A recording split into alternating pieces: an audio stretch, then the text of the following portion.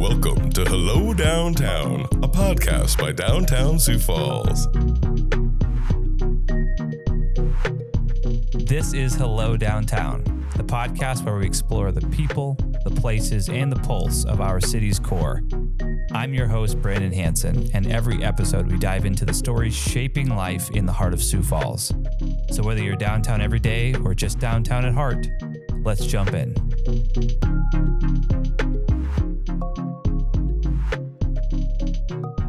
We have a wonderful guest with us. We have Jeff Eckhoff, the Director of Planning with the City of Sioux Falls. Welcome, Jeff. Welcome. Thank you. So glad to be here. I appreciate being asked. Absolutely. Yeah. So we're going to dive right in and we're going to start grilling you a little bit.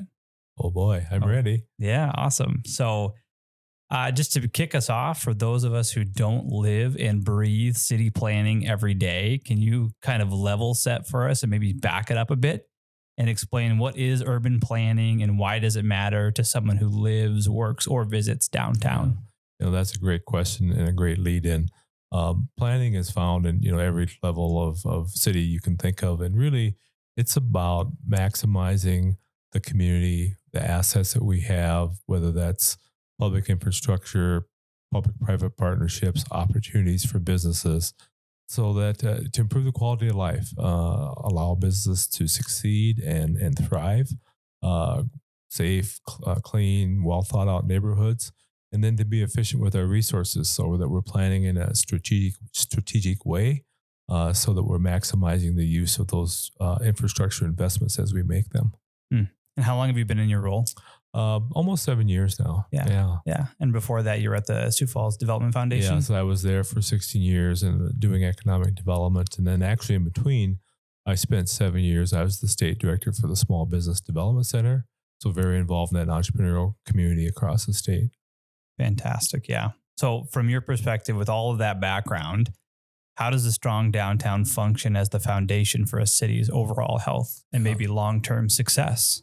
I think as people travel around, I think you really can get a pulse on the vitality of a community, on how they treat their downtown and how vibrant and how alive their downtown is.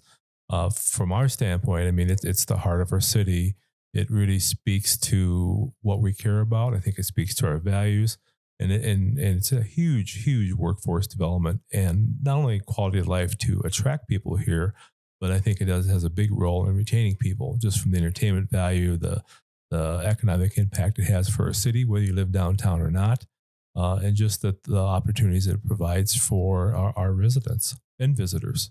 Yeah, I think our workforce is nearing 17,000 in downtown alone. Yeah. Which is pretty phenomenal. It's 4 square miles, if even that. Mm-hmm. And we hear retention all the time from these buildings right across the way here. That they'll willingly pay for the higher rent and the better finishes for that retention rate they're getting. Yeah, I can't remember if it was Matt Paulson with Market Beat, or if it was Bank Core, but I heard him in I think one of Jody's stories said, "Hey, if we want our people to come back to work, we have to give them a reason to do so." And I think post-COVID, and we're seeing that the quality of the office space, combined with the amenities and the opportunities downtown, is what's really bringing those businesses and bringing workers back to the office. Yeah, I think I heard Bancor speak about this at Rotary as an example. Yes. But yeah, they were just quoting this incredible retention rate. So downtown's important, but beyond that, when downtown is planned well, maybe more in your backyard, what does that actually change for the everyday person? Right. So one of the things, Sioux Falls, not unlike a lot of older communities, back in the day, your core downtown was your industrial area. And so we've seen those conversions happen through time. The other thing that happened was we didn't have parking structures. And so there was a lot of surface lots to support the businesses that were downtown. And today we know that surface lots are very inefficient, nowhere as close to the highest and best use for land. And so as we've made those conversions, added density, come up with better strategies on how to activate space, making sure that businesses that start up can thrive because we've had a well thought out as people travel on by pedestrian, however they travel through downtown. There's something to see, there's something to do, there's something that makes them want to go to the next block, that activation. And so the planning part of that's incredibly important, that you don't put something in the middle that interrupts that. All of a sudden you put a parking ramp with no mixed use, or you put some type of building that doesn't have that type of activation. So it's really important that you think that through and that you create that environment where everybody can succeed. Sure. Is highest best use defined somewhere? That's a great question. I guess I have not seen it, but it's one of those terms planners and developers sling around all the time, right?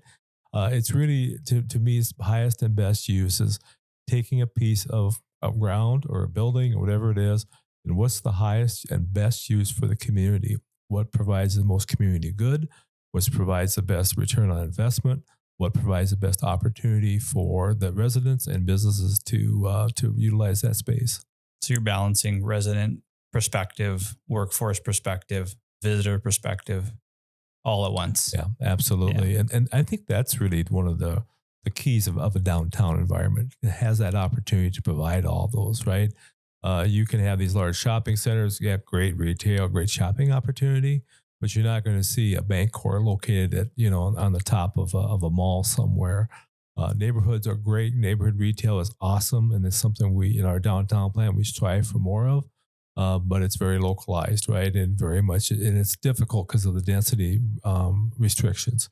And so downtown becomes that place where all those roads can meet and have a beautiful junction that comes together and provides that kind of plethora of opportunities, regardless of, like you said, whether you're a visitor or worker, live downtown, whatever it might be.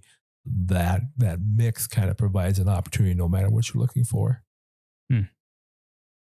So I'm, as I look back on downtown's history, I think there are a lot of different peaks and valleys in the history of downtown. Maybe not even just from a planning perspective, but just from a business perspective and all of that. I'm thinking back to maybe 50 years ago. I think they would probably be, drooling over the challenges we have today.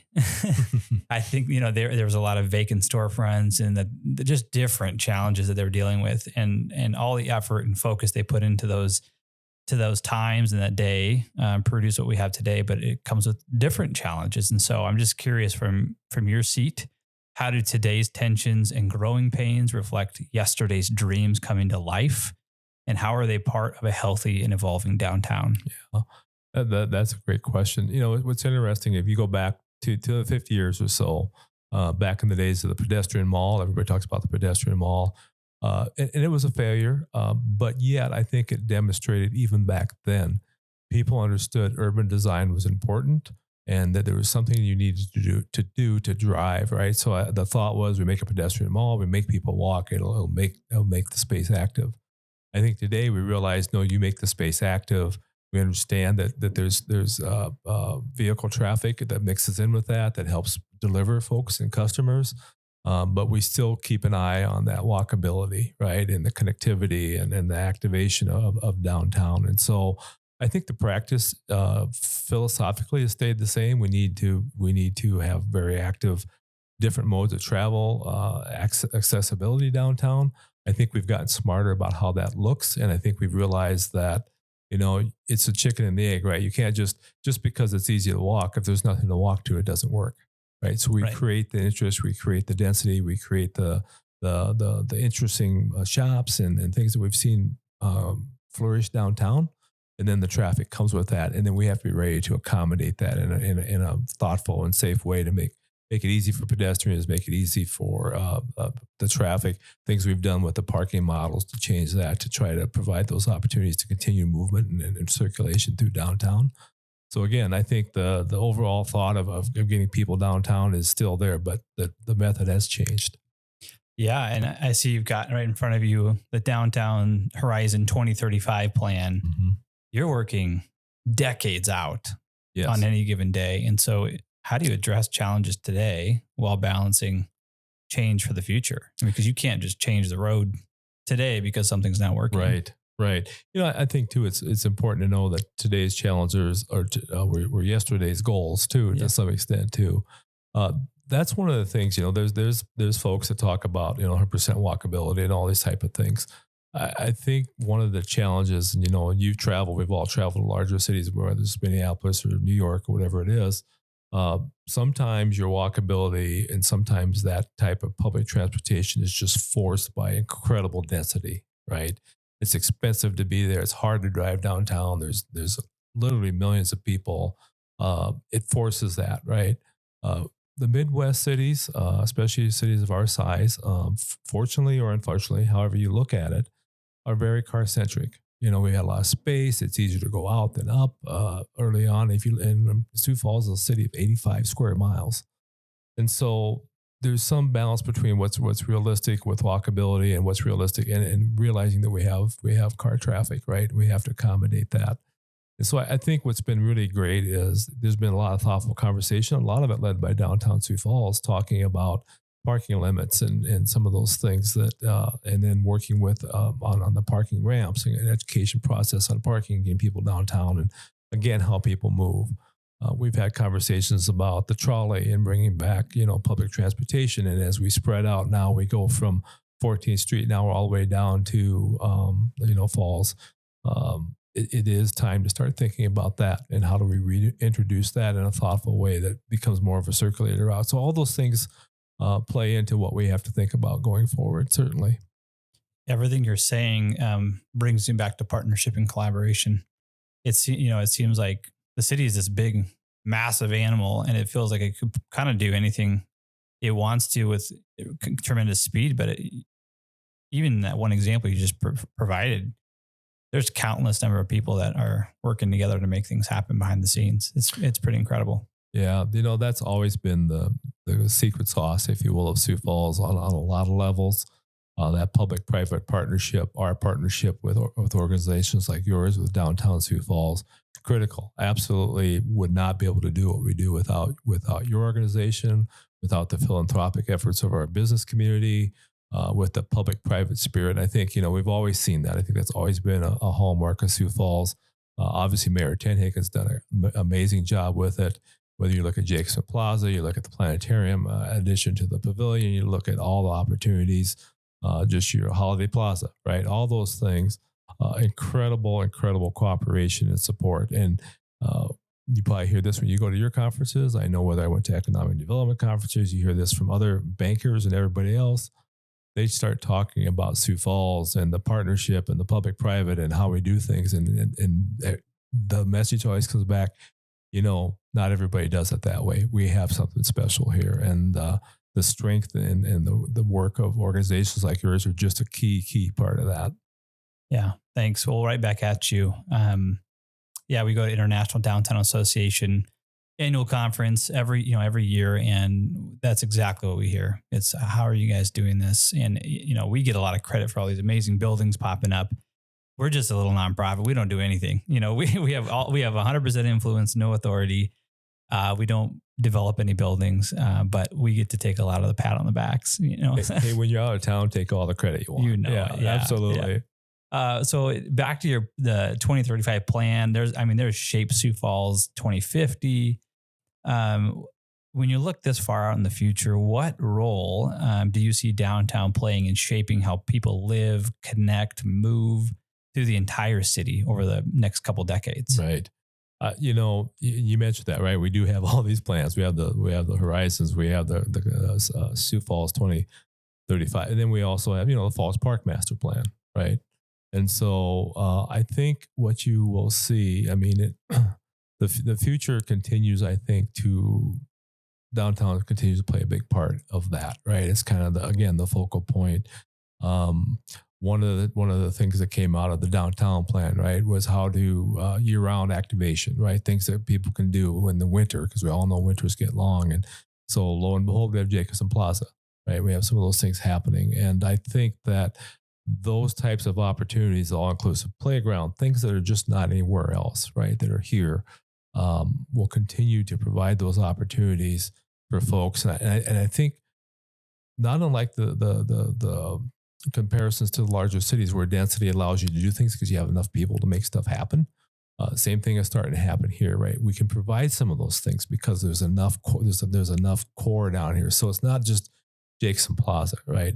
it's shenanigans across the street. I mean, it's the opportunities that you have when you're downtown. It's like, well, I don't know if I drive way out just to go ice skating, but if I can go ice skating and then go have a pizza and then go do this and go see that, and maybe go to a movie at the State Theater, all these things combine, right, to create that destination and that opportunity for people to go, I really wasn't a downtown person, but now that they have this and I went down and saw that, well, now this is kind of cool too.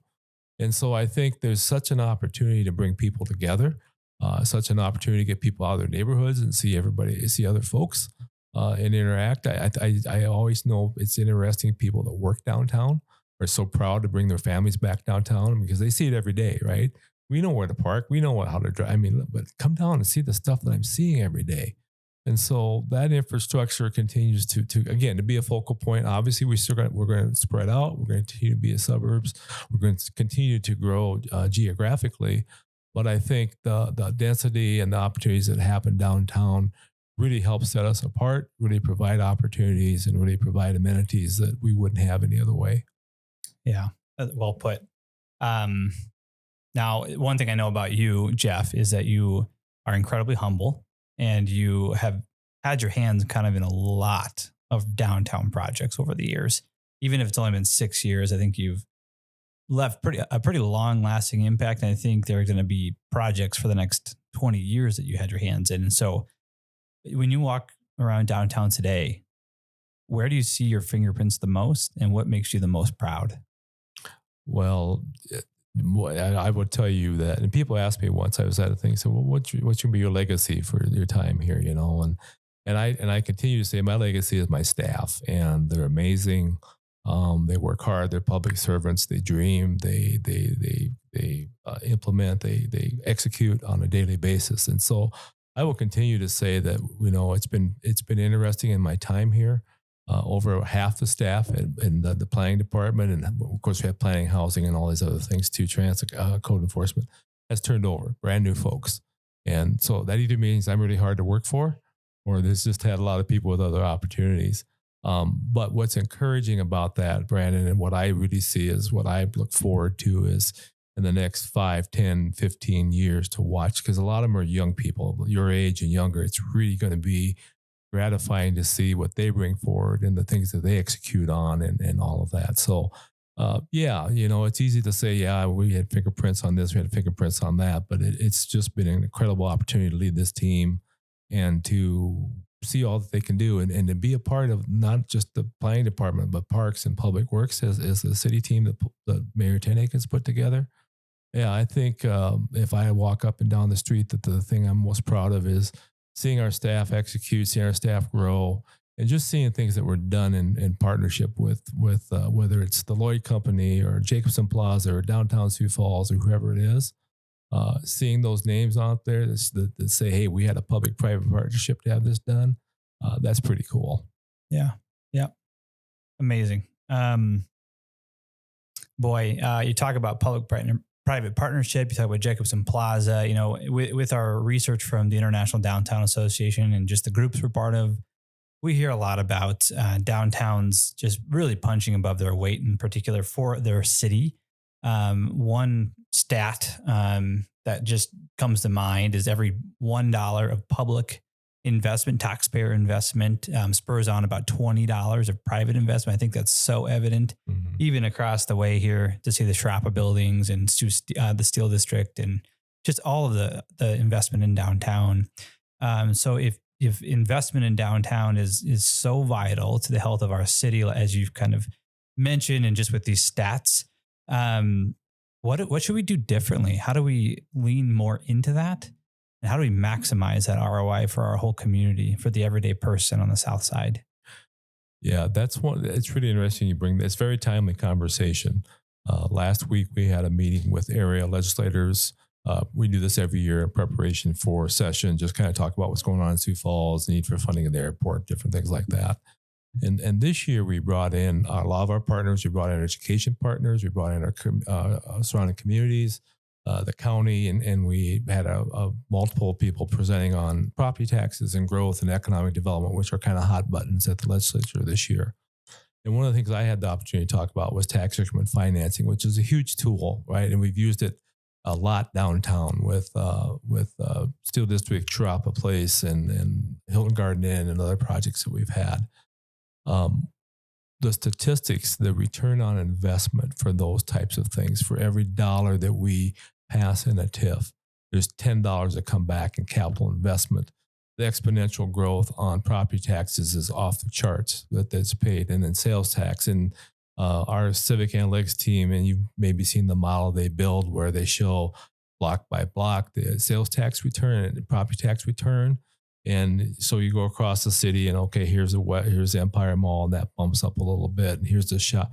And then you get downtown, it looks like skyscrapers, right? And so one of the things that we were trying to educate the legislators on is that the investment in TIF, the investment in Sioux Falls, how that drives the economic engine for the rest of the state. But if you localize that, if people understood the economic engine that downtown is and how that offsets property tax increases, because we have such a robust sales tax, entertainment tax that allows us to do great things like at the Denny and the Pavilion and everything else that we do with those dollars. I think if people really understood that, they would go, wow, this helps me. This helps it goes right to my pocketbook, right? The robust taxes that we receive from downtown help me not have to, help the amount of property taxes that the city needs to operate, that the county needs. All those things are really, really exponentially larger in downtown. And so that's part of an education process. So, I mean, just economically dollar for dollar, right? There's that. And then there's other things we talked about as well. But that's the benefit to whether you're at Marion Road or you're at Sycamore or wherever you are, there's a benefit in Sioux Falls. If you live here and pay taxes here, there's a benefit to having a strong downtown. Well, Jeff, it's been a pleasure. Thanks for joining me on Hello Downtown. Yeah, thank you very much. It's really been an honor to be here. And thank you for the work that you and your organization are doing too. It's been amazing. You're listening to Hello Downtown, a podcast by Downtown Sioux Falls. We have Councilor Jennifer Siggety with us. Welcome. Thank you. Yeah. Good to be here. Glad to have you on. So I see you down here all the time, and we just had events all summer long. And you and your husband were down here every single time we had an event. Yeah. So, well, part of that is we're empty nesters. So we have a lot of time on our hands.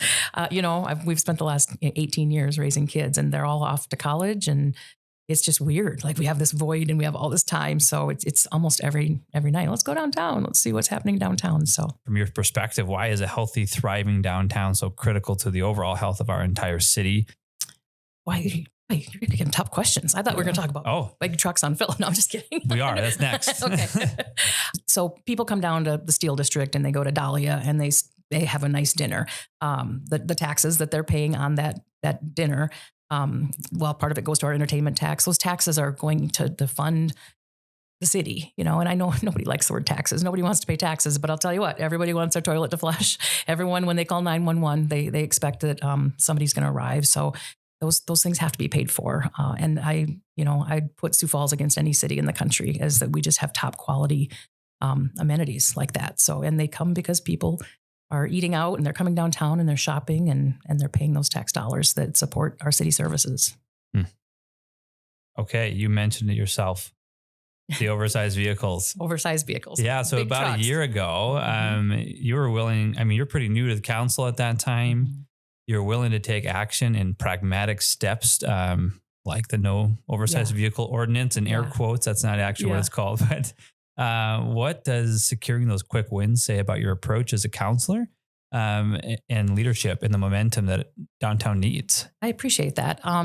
It all kind of just fell together. It was funny. I was talking actually to a city employee. This wasn't really my brainchild. I wish I could take credit for it because you're right. I was a pretty new city councilor and I was in a meeting and someone just said, if we could just get rid of ththose big trucks on Phillips or, the big oversized vehicles that clog, there's 4 or 5, those 4 blocks.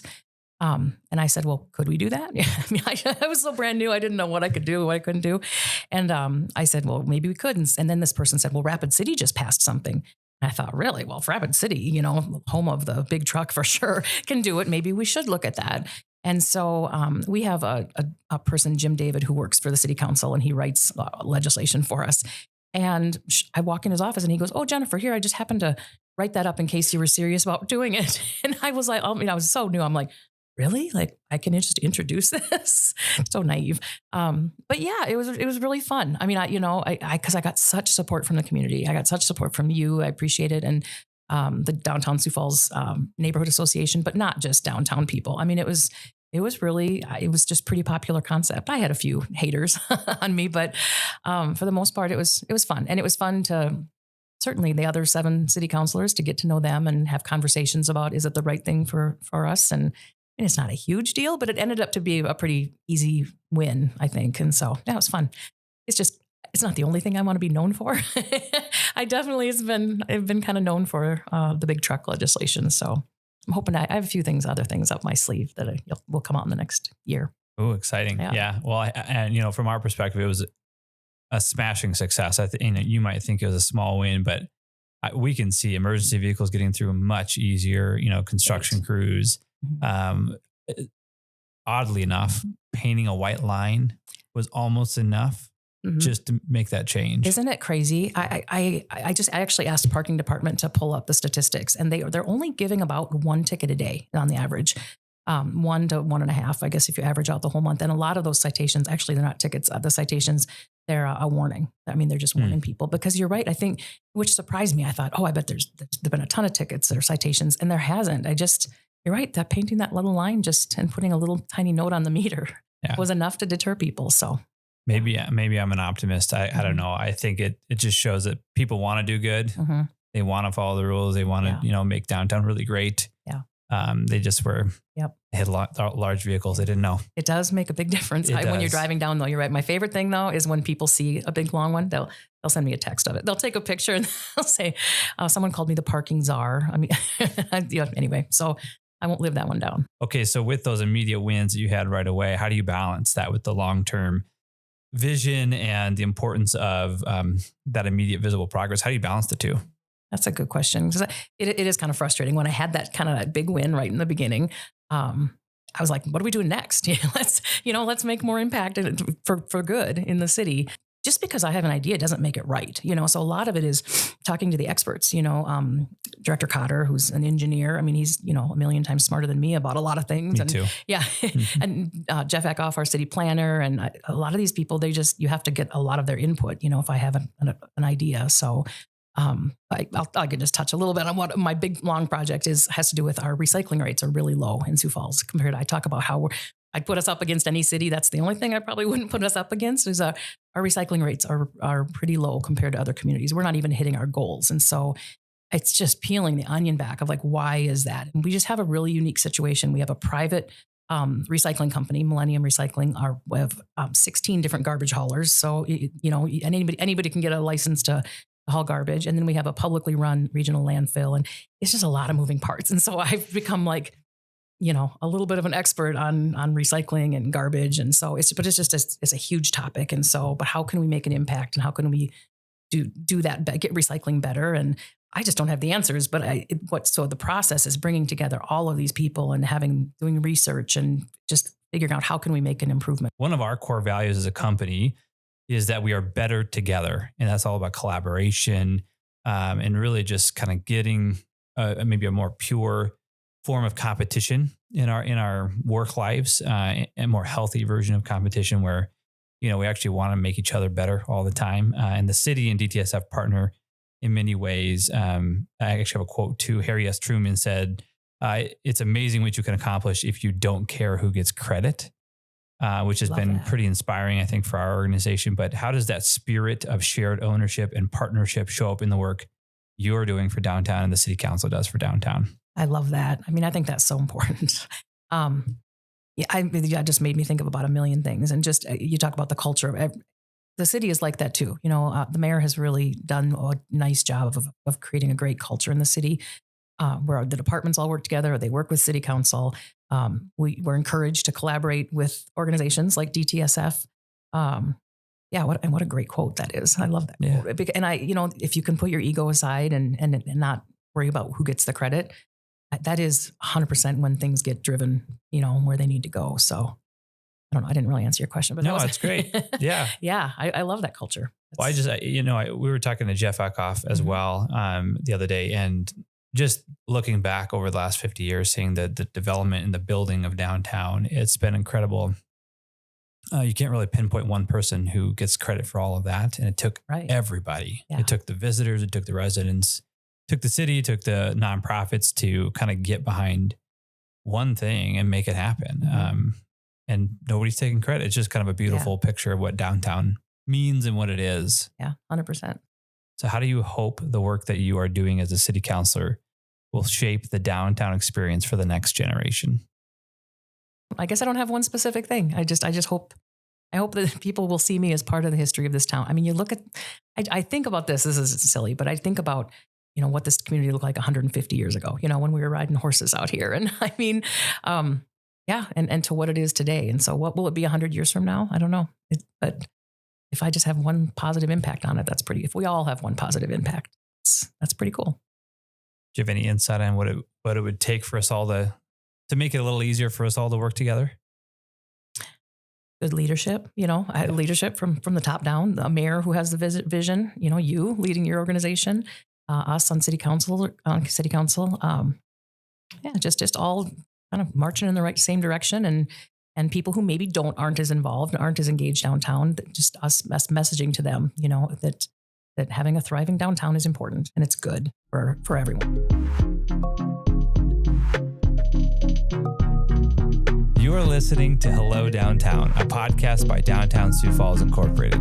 I'm Brandon Hanson.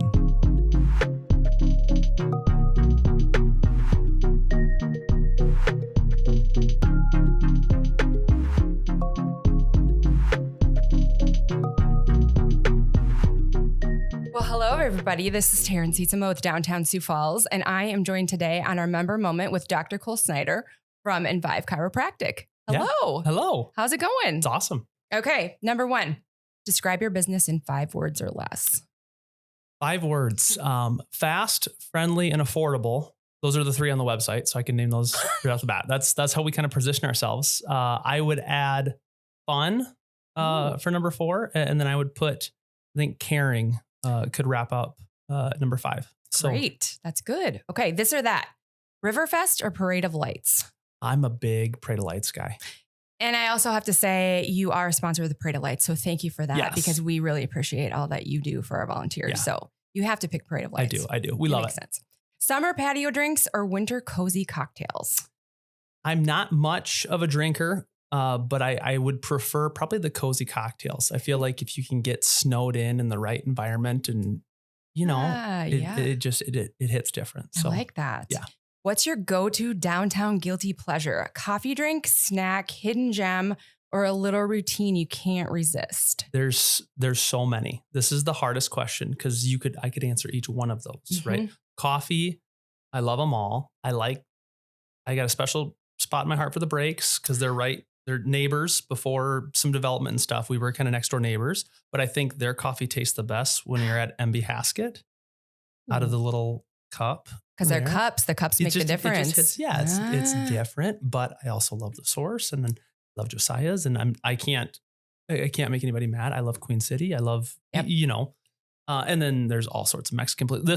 The podcast could go too long. If I get where you're going with this. I love this. So when we do like a downtown guide, foodies guide, coffee guide, like you're the person to call. I don't know if I'd speak that highly of it, but I can give you, I'm an expert on my own opinion. Okay. And so I'd be happy to share that. Well, there we go. Now we know going forward. Okay. If Downtown Sioux Falls had a mascot, what would it be? I think staying in the South Dakota theme, I feel like the buffalo or maybe the bison, I forget which one's the correct term, but that's a good, it describes Sioux Falls, right? Yeah. We're tough, we're resilient, we're sometimes big and hairy in what we do. I like that. So yeah, let's go buffalo. That's good. Okay. For people walking into your business for the first time, what's one key thing they should know about your business? We really care and we work really hard to understand who is this person in front of us, right? We're in that unique space of we're healthcare, but we're also, we're not a cardiologist that you're going to be, waiting 6 months to come see, and so we want to be accessible. We want to create an environment that is fun and friendly, and we want to be on your list of things you want to do downtown. We'd like to be on that list.